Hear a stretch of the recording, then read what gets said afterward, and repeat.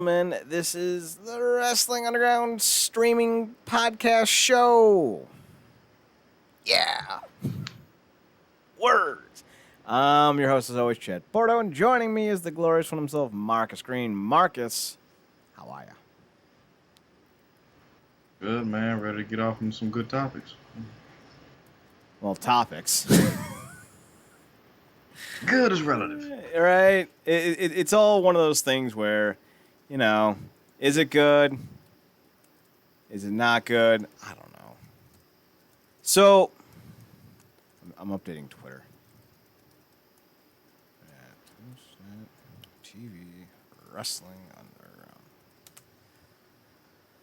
So, we got some. So just so everyone knows, this is the basic rundown for tonight's show. We're talking Reby, Hardy, and Matt. We're talking WWE basically falling apart at the seams.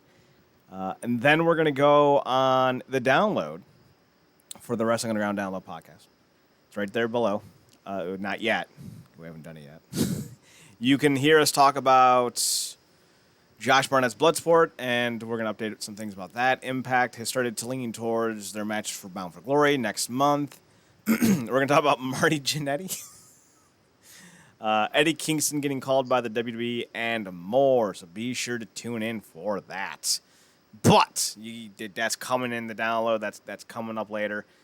But for right now, let's talk about this Reby Hardy, Matt Hardy injury. So there was an AEW pay-per-view on Saturday. Surprise, I didn't watch it. Right? It's almost like I don't want to support a company that perpetually rolls out sex predators and delinquents and creepy guys. So Matt Hardy decided it'd be a good idea at 102 years old. I don't know why they're always 102 in my head. We'll say 68. At 68 years old, Terry Matt Hardy Funk decides to do some type of fucking table spot. He's on some kind of electronic scaffolding machine with Sammy Guevara. They fall. Matt falls too far, if that's the proper terminology. And instead of going through the tables, back and neck first, not first, but instead of hitting back and neck against the tables, he ends up falling more with his lower back hitting the top part of the tables and his shoulder, neck, and head smashing off the concrete floor. This was apparently breaking news at the time, but if you fall 15 feet on the concrete head first, it's going to fuck you up. I didn't know that. That's just me. So then a paramedic runs out, or a doctor, or maybe it's Dean Ambrose in a mask. I can't tell. He checks on Matt after Aubrey Edwards realizes that he's definitely concussed. He sits him up, and apparently he's like, no, he's not concussed. And then he's so not concussed that they skip the rest of the match and go straight to the finish. Because that's what you do when you're fine. You go straight to the finish. Okay. So apparently word then got out saying that the doctor cleared him on the spot, that he wasn't concussed. Every medical expert started going, you need to give him like 20 minutes before you do a concussion test, because it takes a while for it to actually be observable. And I was like, it's a valid point. So they then go to the hospital, and Tony Khan goes off and says, hey, good news, Matt's totally not concussed. And Reby Hardy goes, what? So here's the tweet from Tony Khan. An update on Matt Hardy. It's great news.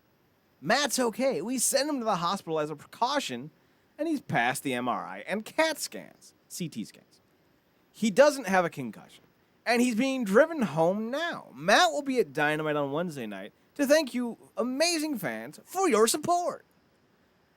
But Reby, who I've not always gotten along with, contentions, I'd say is a fair word, she goes on to say, And I'm going to add some extra inflection that may not be there initially. She goes on to say, bitch, what? They needed additional imaging done after his CT. He's still in the hospital. 1,000% concussion. Anyone with eyes could have told you that, though. Now, Tony Khan tweets his at 4:37 on Sunday, which was September 6th.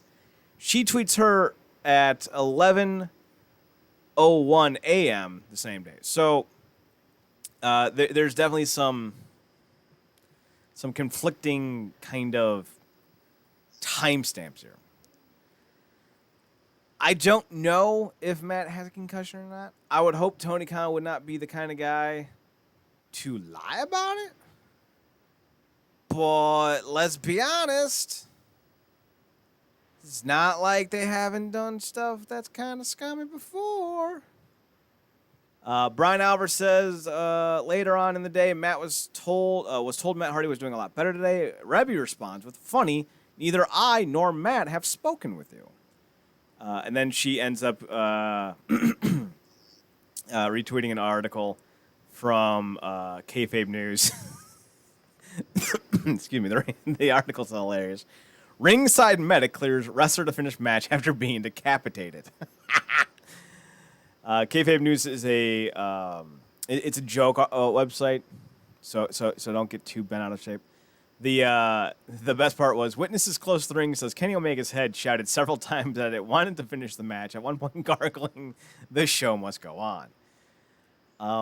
I don't know what the story with Matt Hardy is, but the whole thing reeks of people who really have no business talking.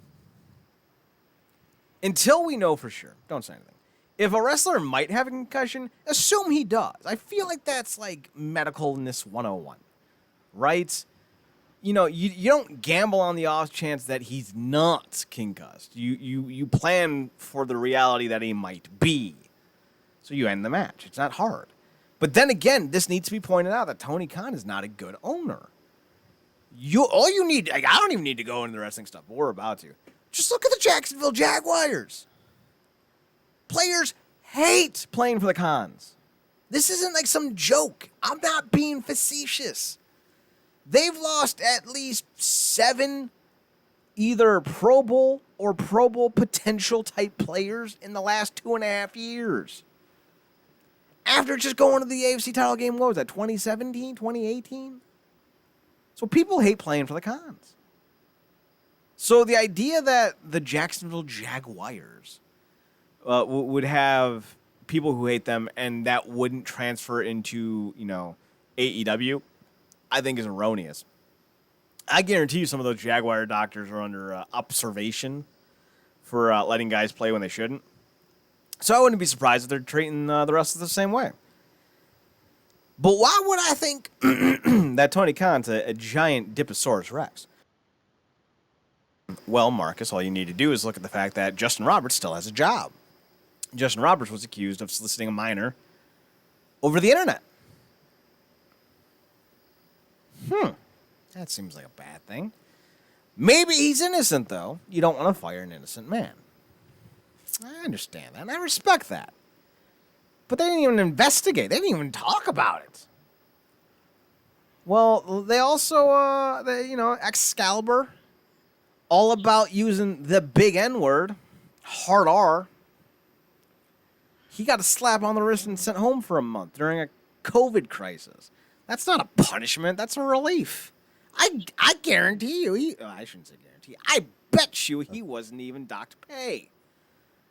Well, then we have Jimmy Havoc, who's accused of sexual assault, domestic violence, and a slew of other gross and inane accusations. And while he was eventually released, it wasn't because of the accusations or the drinking problem or the fact that he actually starts fights at company events. And I don't mean wrestling shows, folks. I mean company get-togethers. Jimmy Havoc will punch employees. That's how you get arrested unless you're a wrestler, apparently. But hey, whatever. They only fired him because he lives in Britain. And they're losing too much money. That's it. That's why they fired him. Not because he beats women, but because he lives in the England. Uh, oh man, this is. Oh man, I've really been around you too long, cause Oh, you missed jeez. off all those guys when we started with Justin Robinson. I could just in my mind, he's just announcing this next crime is scheduled. For one ball. Coming to Next you from criminal else 10 years. coming to you from This next Tallahassee Penitentiary. Mark Jannetty. next crime carries a sentence of 5 years. He comes in charged with statutory rape. He is the vulture of virgins. He is Marty Skrull. Too soon? Too A soon? true villain. A true villain. The truest of villains. So yeah, AEW is kind of a scummy place. Then again, I'm not one of these guys that are just going to sit here and pick a side. Right? I feel like that's stupid. I'm of the mindset that if Soviet Russia and Nazi Germany are going to nuke each other, I'm going to let them do it. I'm going to be like, no, you guys are good. 2 thumbs up. Solid ideas. Erase each other from existence. I'm fine with that. I'm not going to get in the middle of this stupidity. What? Why would I? It's it's just funny because when you saw it, I mean, it was absolute cringe in the worst way.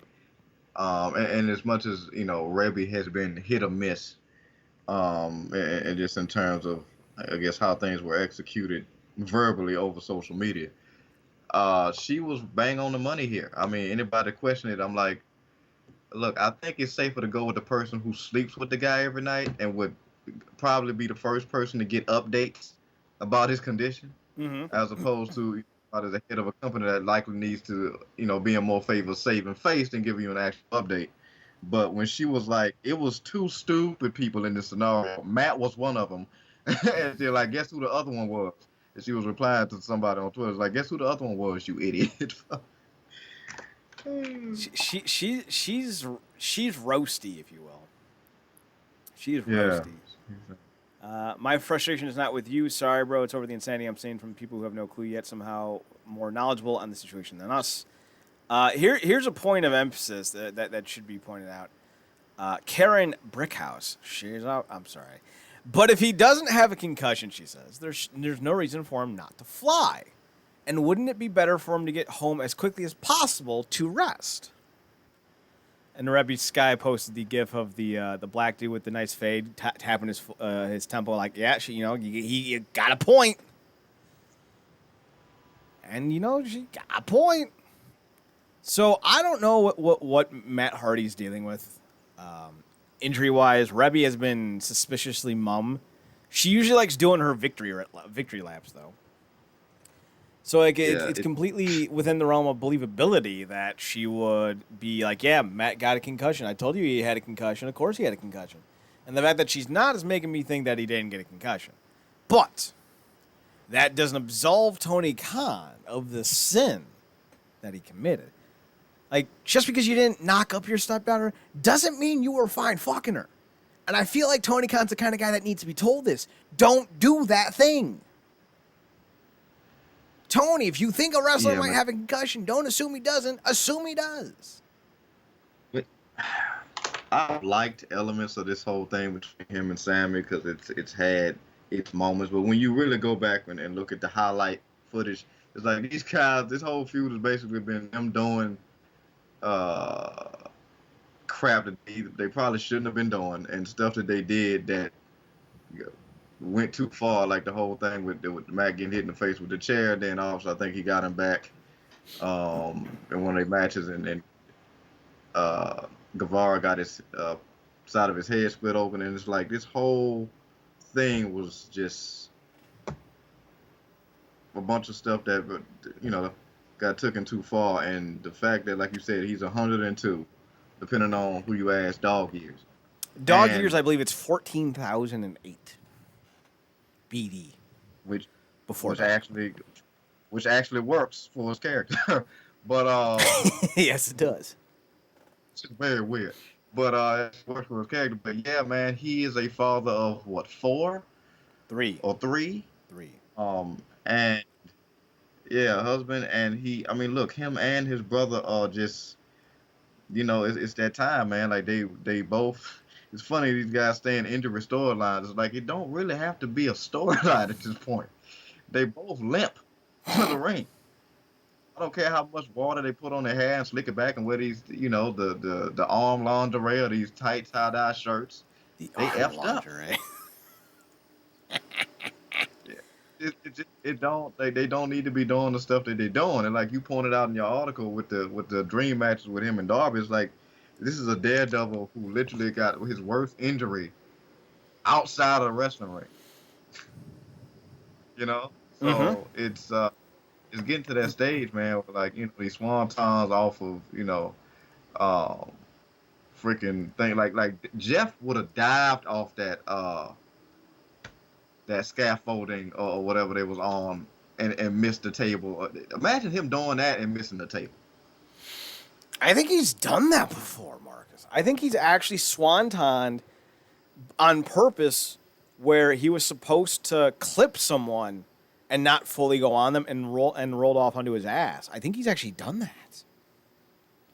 Like he Yeah, hasn't but gone I'm head waiting for the fact. first, I mean, but like still. yeah, I'm still cringing over him when he just landed on the damn steps. I'm like, are you insane?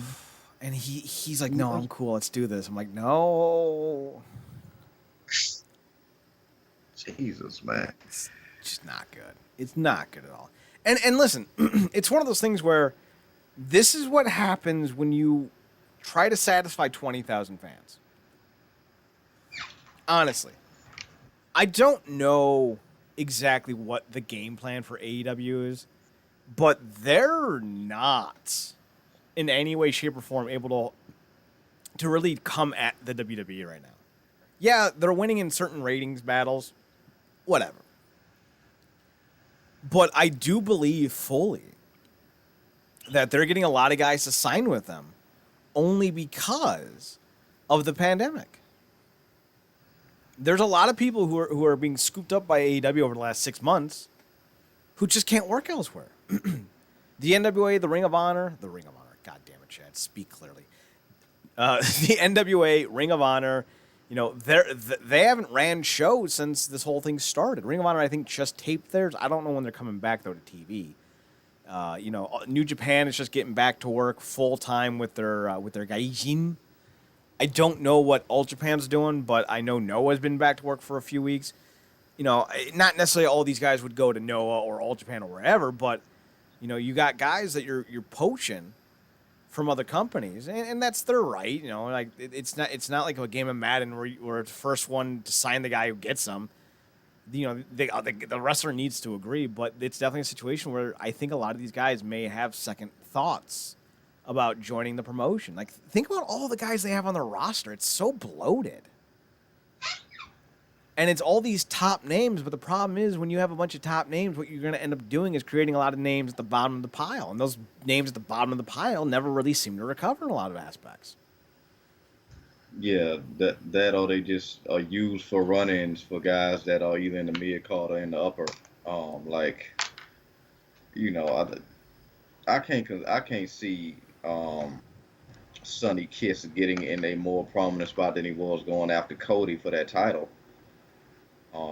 And even that, and not to say they were panhandling here for the moment, but even that seemed a bit on the nose for everything we see going on in the moment with um, Black Lives Matter and everything. So, but it is what it is. Like you said, when it comes to AEW, people they still want to wrestle. They want to wrestle in a prime time spot, and they want to wrestle for a high premium. And AEW can give them that right now. Like a lot of guys are probably getting paid more than they would. Um, well, we know they're getting paid more than WWE more than they would because AEW is there, and they just don't. The WWE Petty LaBelle himself, Vince McMahon, won't let it. Won't let his Betty LaBelle. I was gonna say that for later when we talked about the story. Screw it. I mean, it's perfectly used here. Like you won't let that prize talent go elsewhere for no other reason than ego. So, but also with AEW, and somebody tweeted it's like not all WWE talent can go to the AEW. It's just not going. It's not gonna fit. It's not gonna work out. And yeah, I mean, but I did want to ask you this because I think I saw this on Voices of Wrestling tweeted this when it comes to the stuff they doing. They was like some to the fact that like WWE has set a such a consistently poor standard with turning these match concepts into pay-per-views that companies like AEW feel like they got to outdo them every damn chance they get, which is why you got people jumping off a damn scaffold in every match. I don't know if I agree with that. Um, I think the reason why you're seeing guys jumping off scaffoldings every match and doing just the dumb shit that they do is because Cody and company really don't seem to have a clue on how to book. The the one thing we keep seeing is the new blood of any sport or whatever going, "Oh, the old guys are doing it wrong."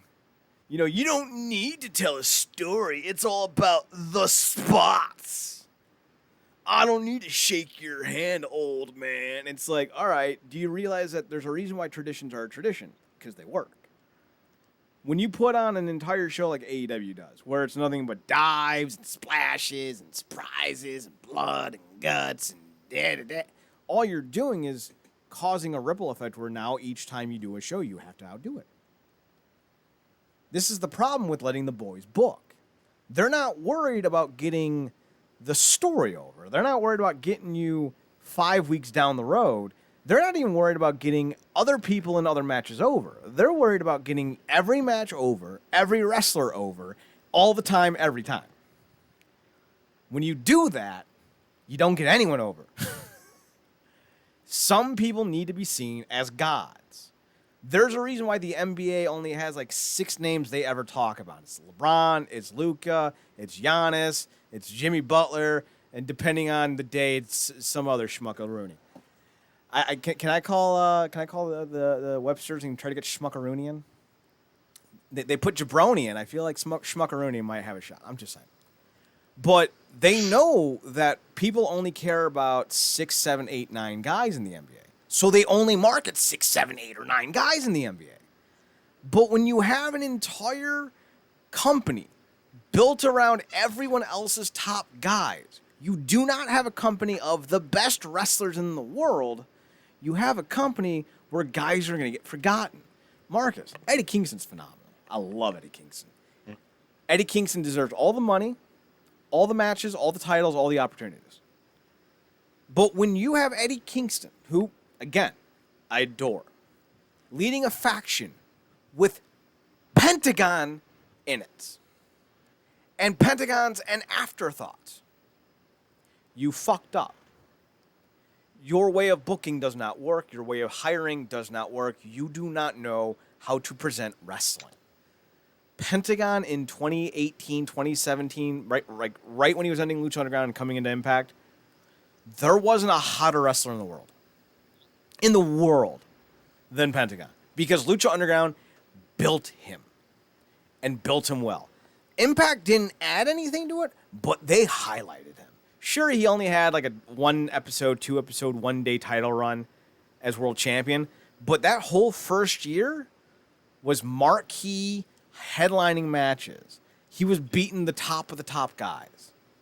And then when he, joined up with Phoenix, it was them and LAX were the only 2 tag teams that mattered for a year. They pushed him to the moon. I can't tell you one observable thing from the outside in that I can see Pentagon doing. Like, I don't watch the product, and I know a lot of the feuds. Jericho and Orange Cassidy. Hardy and Sammy Guevara. Dean Ambrose. John Moxley and MJF. I can't tell you what Pentagon's been doing. I can't tell you what Lance Archer's been doing. Yeah, Lance Archer's still getting booked in some squash matches, sure, but, like, what's he doing? And now you added Brian Cage, who's doing the same gimmick fucking Lance Archer's doing. It's like, you're trying to have all the quote-unquote cool things at once, and what you're doing is making everything not very cool.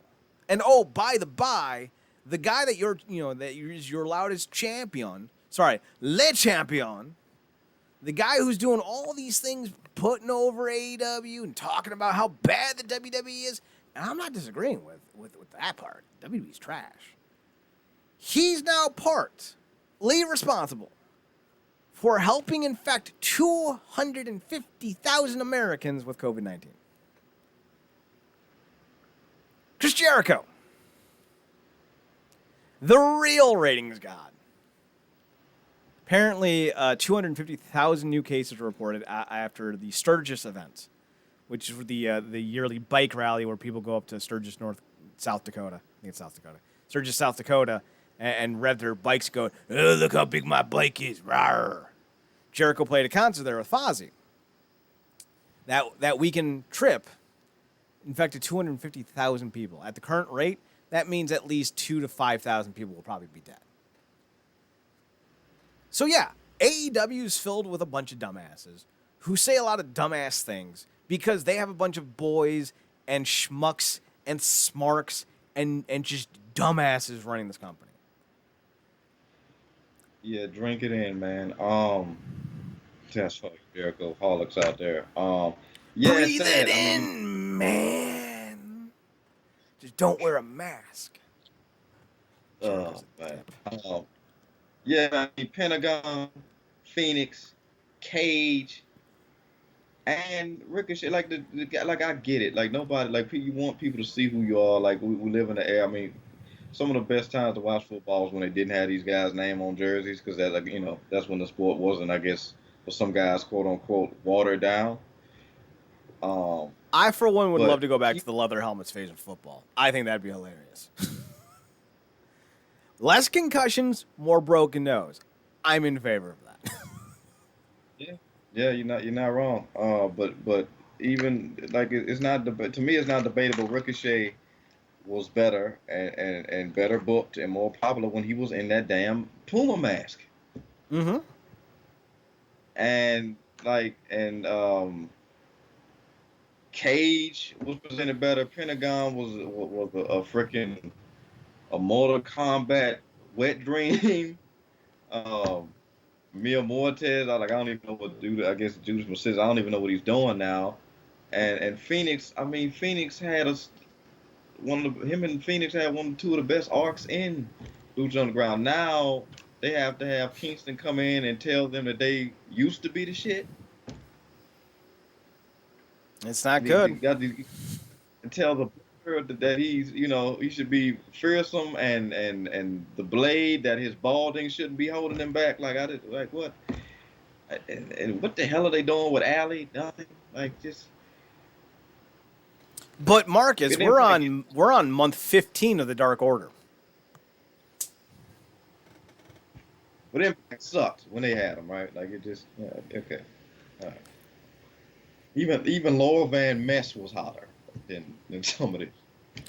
Impact has done a great job building up talent. It's a shame that AEW and WWE can't say the same things. I will say this. I did enjoy the Shotzi Blackheart running over Robbie E segment on NXT 2 months ago? I thought that was hilarious. She's in her little toy tank and she runs over Robbie E's ankle. I thought that was great. But between WWE and AEW, that's the one thing I've enjoyed. And people are going to be like, well, you just don't like modern wrestling. Yeah. I mean, granted, I'm kind of pissy at Impact right now. The whole taking the belt off of Eddie and putting it on Eric Young thing really did not sit well with me. Still hasn't. But I still enjoy a lot of Impact. More to the point, I still love New Japan. Still love Major League Wrestling. Still love me the wrestles. Super excited when we get on the download. We're going to be talking about Josh Barnett's Bloodsport. Love that too. What I don't love is this need for the minority of fans to dictate what everyone else should enjoy. And AEW is clearly listening to Twitter. WWE is clearly listening to Twitter. And I feel like when you start listening to those types of people, all you're doing is saying we don't have an identity. Except we're going to try to impress you. And Marcus, I don't know about you, but you ever meet someone for the first time and they're trying to impress you? It's different to meet someone and they impress you. If I meet a dude and he's like, yeah, After college, I joined the French Foreign Legion. Killed 28 Taliban by myself, saving a little girl. I rehabilitated 16 puppies. Like, it's, whatever. It's not a big deal. Like, you're like, that dude's awesome. Like, It's that dude's never been cool. a thing, but it's I'm sincerely grateful that upon becoming friends with Chad, our first podcast, he wasn't going yo yo homie yo like It's crime what are you time. what are you doing? So it's like yeah, and it's even worse because and again I think a lot of times with AEW like it's so monotonous and repetitive with WWE that when they go over to AEW they look at different as better, Right? It's and it's kind of that's like not having a girlfriend for a long time. And all she ever yeah. does is cook you a decent meal. It's not great. You have mediocre sex, but But then this new hotness comes in. She's got bigger boobs, tighter butt, flatter stomach. She does all the crazy shit in bed. She'll gladly throw in her friend just for funsies. She orders all the best food. And then you realize that you have like 16 new venereal diseases that have never been diagnosed before. So sure, it seems good on one hand, but at what cost? And that's what AEW is going to be. To what cost? They're trying too hard to impress people. And it's going to bite them in the It's ass. like yeah, it's like man, clap. Like yeah, she gave it to you. Wait, run that one by me again. You're kind of cutting out. No, like it's like oh my god, man, this my girl, she's the new hottest man. Like she can make it clap. I'm like yeah, but she also gave it to you. I can make your thighs clap. Dun, dun, dun, dun, dun, dun, dun. Yeah. All right, we've trashed AEW enough. Let's trash another company. So WWE decided that it was a good idea to let their talent make less money. I don't know. Hey, EC3, want to re-sign with Impact? Sure. You mind if I work for Ring of Honor? I don't give a fuck. Cool. Hey, Alexa Bliss, you're one of our top drawing stars, but you don't really wrestle much, or because you're only working once a week because there's no house shows. You want to make less money? That seems like a bad plan. All right, cool. I'm glad we're both on agreement. What?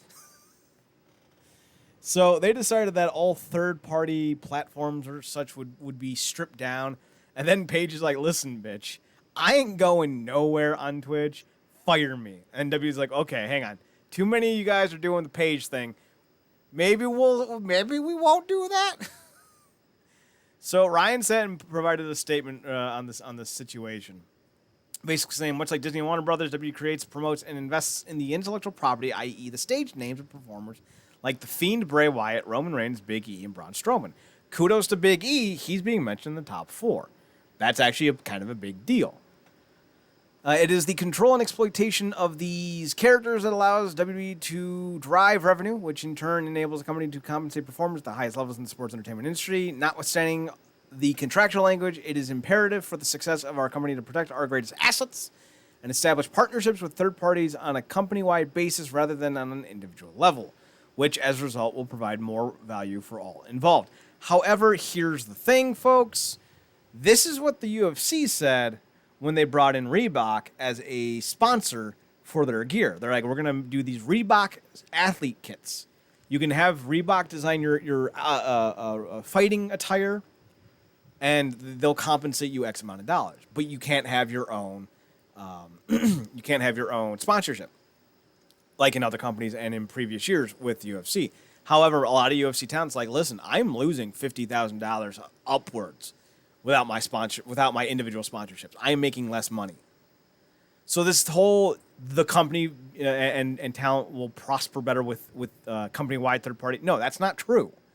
The WWE will make more money with company-wide sponsorships. Lana's energy drink, while I have no problem with that, and I get why she should be allowed to do it. I understand why the WWE are upset with it because the WWE has sponsorships with companies that make energy drinks. So it's a conflict of interest. I don't think Lana should be punished for that. I don't think Lana should have to apologize for that. And I don't think Lana should be in a situation where she can't make that kind of money. I'm just explaining to you guys why the WWE would have a problem with that.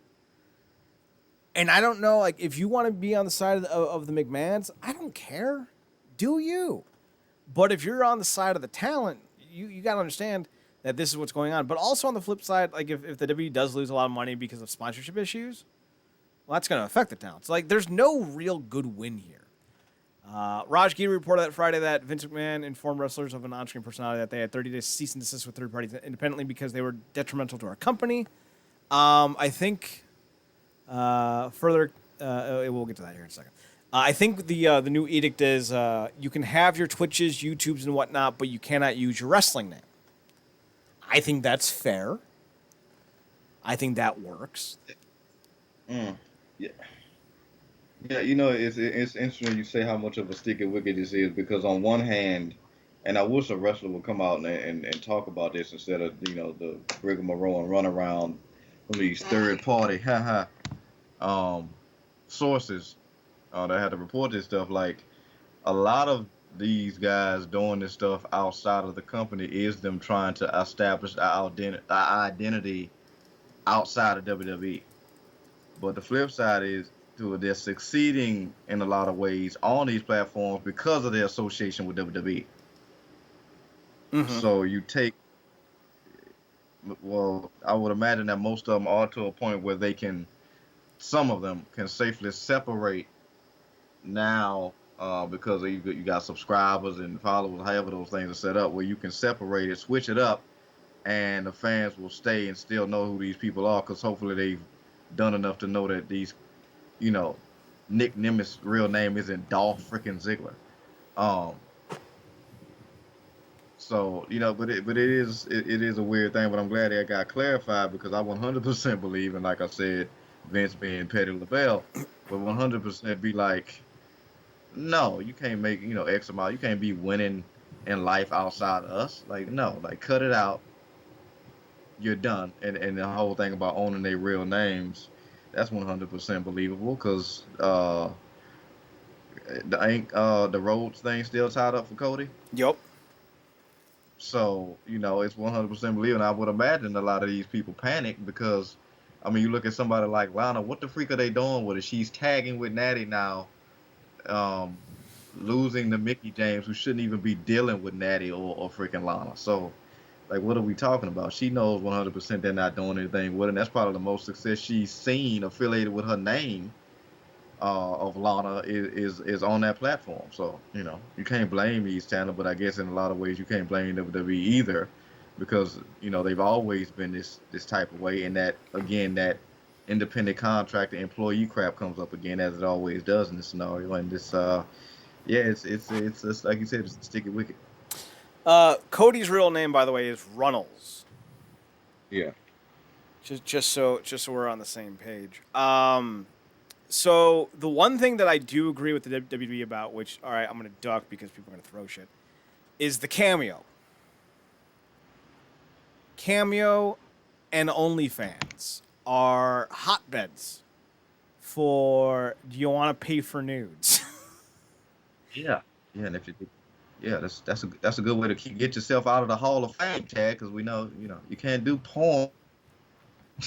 You can't do porn unless you're Sonny, apparently. The thing that I have to say about Cameo and OnlyFans is, as a brand, I know that there's a lot of morality clauses put into things. And I think there should be. Yeah. Honestly, I think that's the one thing with corporate America I'm fine with. And I'm not fine with corporate America. I'm a very moralistic person. I keep all my deviances and deviant ideas and desires to my fucking self, as one should. Do I watch nudity things? You don't need to know. But I'm of the mindset that if I ran a multi-billion-dollar company and I advertised products to children, I would absolutely, positively, 1,000 fucking % tell my talent, if you get naked under my contract, you're done. I don't need to have fucking 1 million moms, which is more like 82,000, but whatever. You know, fucking writing up goddamn petitions to get us banned from television. This ain't 97. That shit don't make us look good. So if you take your top off for money, I'm taking this contract off you. I don't want your whore coming to my son for Make-A-Wish. He suffered enough. I don't know. The son might like the whore. I'm just saying. Oh God, to be, But what stage is that? Not to be pubescent at the peak of puberty, and to have and, a porn star be your make a wish. and to be fair, I mean, they can almost get anything. Like I'd ask for J Lo, and this is not us, mocking the concept of Make a Wish because we No, very make much a know wish what is it awesome. is. Yeah, we very much know what that is specifically in terms of the health thing with the kids. But um, obviously, there's a lot that goes into that because they have a heavy hand with that, and they're one of the biggest superstars of all time, having like what the most wishes made ever with Cena. Mm-hmm. But I also wonder, and I'm lob this to you, how much of that also is like, let's be honest, half our roster shit is already out there in terms of these damn leagues. So if they get that doing like action and we send Paige aside because she's not technically, um, and this is no pun intended, in action. Um, but like a lot of our superstar stuff is kind of already out there. Like even the Monday night, uh, the Monday night guy, Aya is out there. The Monday night does no good for white dude aesthetics. You mean? Yeah, his disciple is on the internet. His little disciple. Emphasis on little. Seth, what are you doing, bro? All right, there's a great meme. It's a dog that had figured out a way to take a picture of itself. Like the phone's on the ground, dog tapped the phone, took a picture of itself, and it's just like it's straight up the dog's nose, and like you can barely see its eyes. And people started to make a meme out of that, saying "send nudes." It's a funny little thing because like that's the kind of face the dudes who would say that would usually make. And Seth Rollins, very much that dude, just sitting there with his chin in his fucking neck, going send nudes as he's sending unsolicited dick pics to people. Oh, I can't wait for that story to eventually happen, because it already has or will. As far as the nudity and the OnlyFans and the cameos and all that, protecting brand image is important, and I get that. If Marcus was super hardcore racist, Marcus wouldn't be on the show. So it's kind of one of those things where I understand where the W is coming from with that. I do. And when it comes to products that people are endorsing, I don't think they should be excluded from being able to do so. But I do think that, as far as a company goes, you would want at least some approval, only so you don't anger other sponsors that you have as a company, because that's the kind of shit that will, like, let's just say WWE, has an Under Armour apparel gimmick, right? They're with Under Armour, or at least they were. If Charlotte Flair starts endorsing Venom apparel, well, that's a conflict of interest for the WWE, because now Under Armour's like, why the fuck's this chick wearing Venom? What the fuck? Yeah. So like, I Yeah. understand that, but I don't think you should outright reject it. I just think you should have some. I think you guys should come together like adults and try to come up with a compromise, or at least tell the wrestlers, this is what you can endorse, this is what you cannot without approval. And I think if they did that, Yeah. there wouldn't be these issues. Like, this is a case of no communication.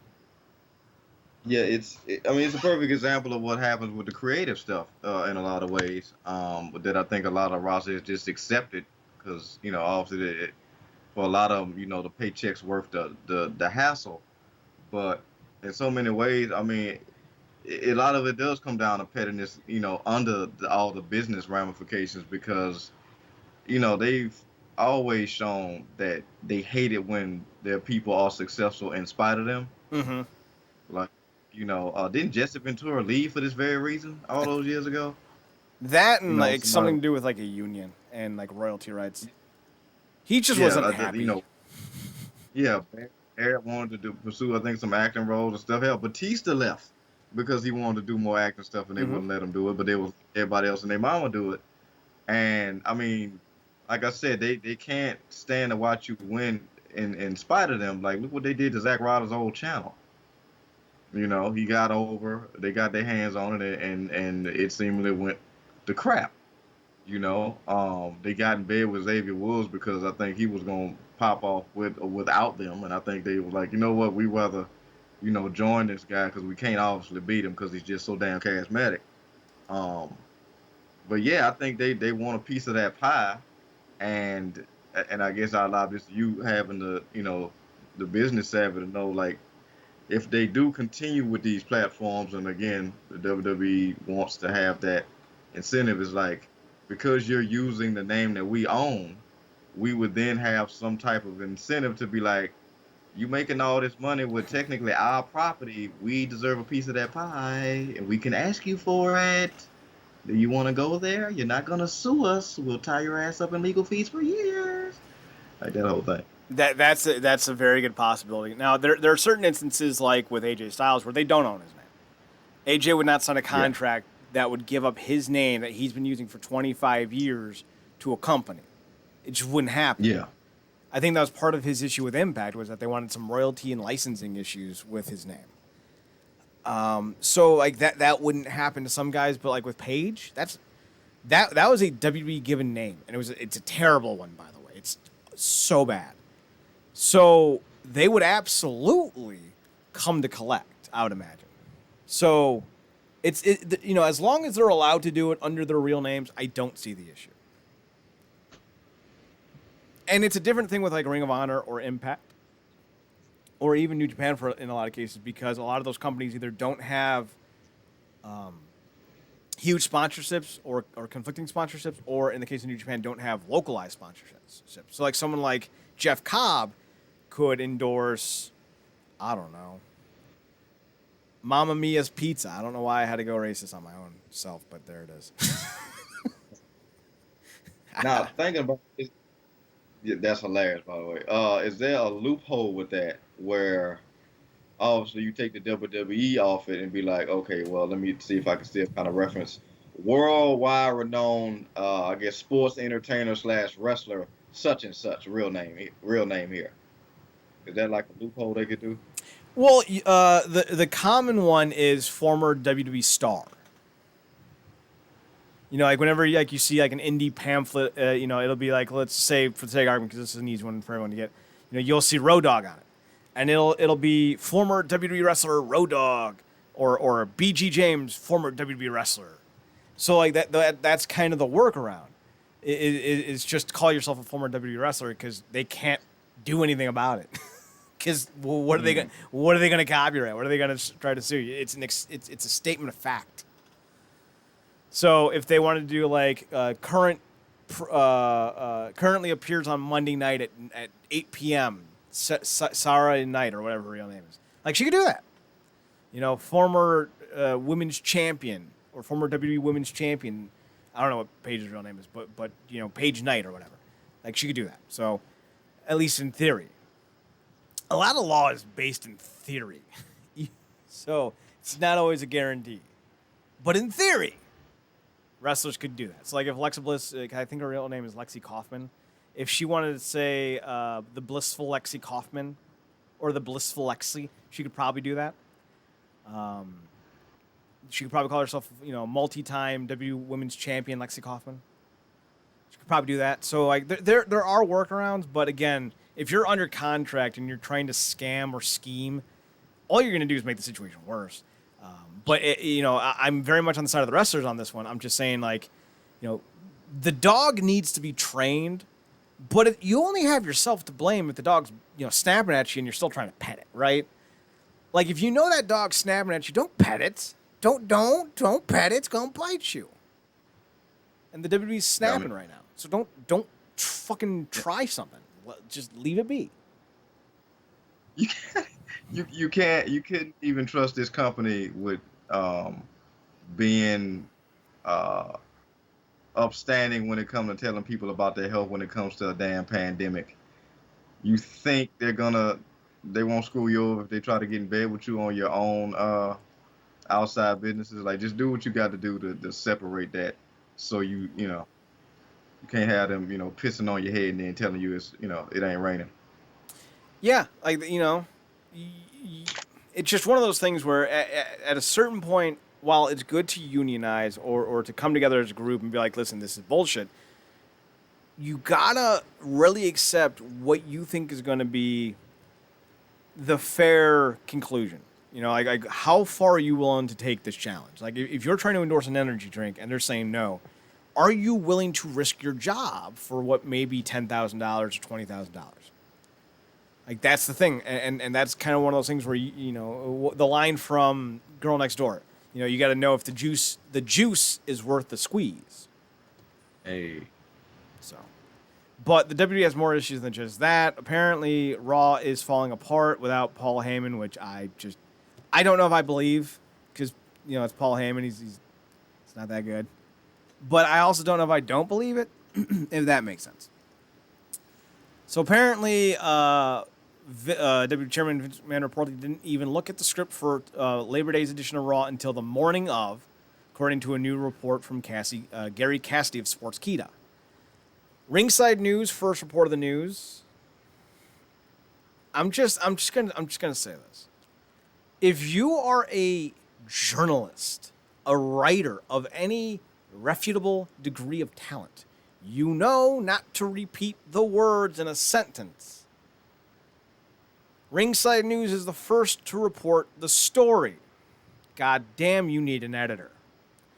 This is apparently why WWE didn't announce any matches until 70 minutes until Showtime on the WWE Network, which included Keith Lee versus Randy Orton, Murphy versus Dominic Mysterio, and Aleister Black versus Kevin Owens on Raw Underground. Holy shit, Marcus! I was watching the Wrestle Talk, and they were doing the Raw recap. Did they really start a match on Raw Underground, do another match in between 3 fucking segments, and then come back 30 minutes later to conclude the Raw Underground fight? I should have asked this. Did you even watch Raw? yeah, I tuned in some of the underground stuff was just complete trash. It's like, why am I? If this supposed to be simulated real fighting, quote unquote, what? It's just it's not good. It's not. It's really not good. Like I said, I just want one week to happen where Lesnar just comes in there and just wrecks everything, and then we get like a final standoff with him and Lashley, and then they could call it after that. They can completely call it after that. But you can't give me 3 commercials in this allegedly segmented show that was supposedly exclusively be for that last third hour. So that's what it was pitched 2 or 3 weeks ago. Just stupid. I don't know what they're doing with Raw Underground. It seemed like a good idea to start, but they changed everything up for no reason, and now it's just hacked. We all know it's bad, and instead it's not even worth bitching about. So yeah, Raw's falling apart. Are you at all surprised? No, no, and this whole retribution thing where they they basically gave them the shield thing where they have them in the back. But apparently now they got in the control truck where they have graphics on the screen. Um, well, not graphics, but they name comes up where the Thunderdome people are. So they gave them the shield thing where they backstage in the dark talking, and I guess the leader of the group or the one who talks basically sounds like Shredder from Secret of the Ooze. So yeah, that's the whole thing. But I think it's already been leaked who the people are. It don't make no sense. Of course, why would the names make sense when the whole damn angle hasn't made sense? Since it's. Now, I heard about the leak, but I haven't seen them. So I'm about to look this up because I don't really give a fuck. I heard about Donovan Dijakovic. Is that still the story? I think that was one of the names I heard tossed. Think I also heard Mia Yim. Um, I think Vic Joseph. I think not Vic. Was Vic Joseph the one that Lesnar killed on commentary? Yes, I think so. The guy with the dreads. Oh no, Vic Joseph's the play-by-play guy. Okay, I might be thinking about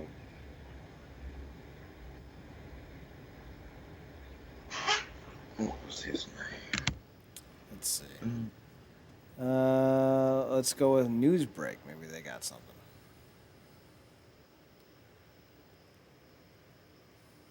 So I'm just of the mindset that they got to do something with this group. Like it's been what 6 weeks of the same shit. Yeah, yeah, pretty much. And then people speculating it's Roman Reigns and what you call it behind it is such and such behind it. It's like now they're apparently allegedly only exclusive to Raw, It's so which dumb. makes no sense that they're supposed to be this thing of chaos when they showed up on every show at the beginning. They show up on Raw. Oh, Apparently, Mojo Rawley was used for a retribution angle. oh, they jumped him while he was looking in the mirror. Oh God.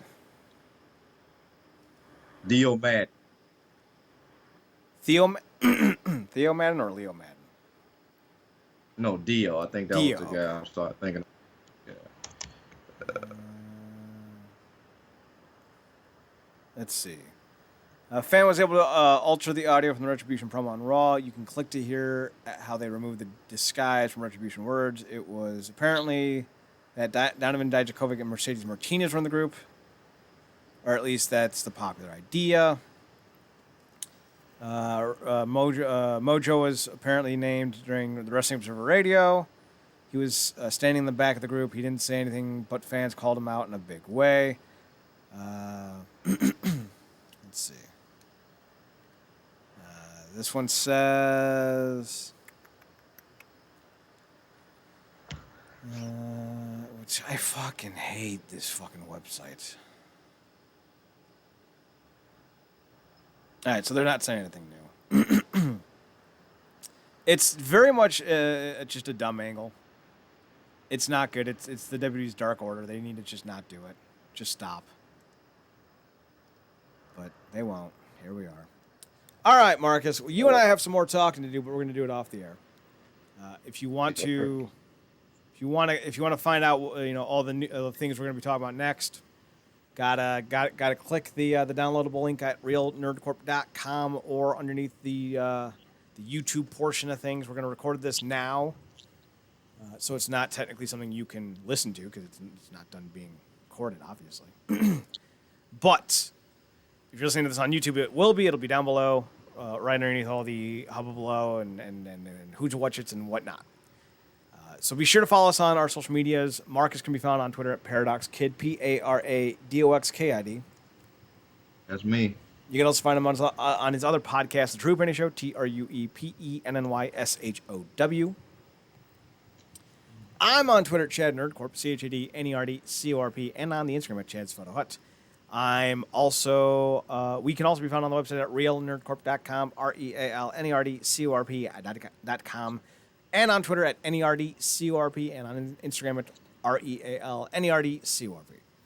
So, Twitter, Nerdcorp, Instagram, Real Nerdcorp. You can also find the show itself on Twitter at Wrestling Under G. Go check us out there. And, yeah, I think that's it. So if you want some more content, it's down below. Otherwise, we'll see you guys next week. Marcus, take us home. Good night, me.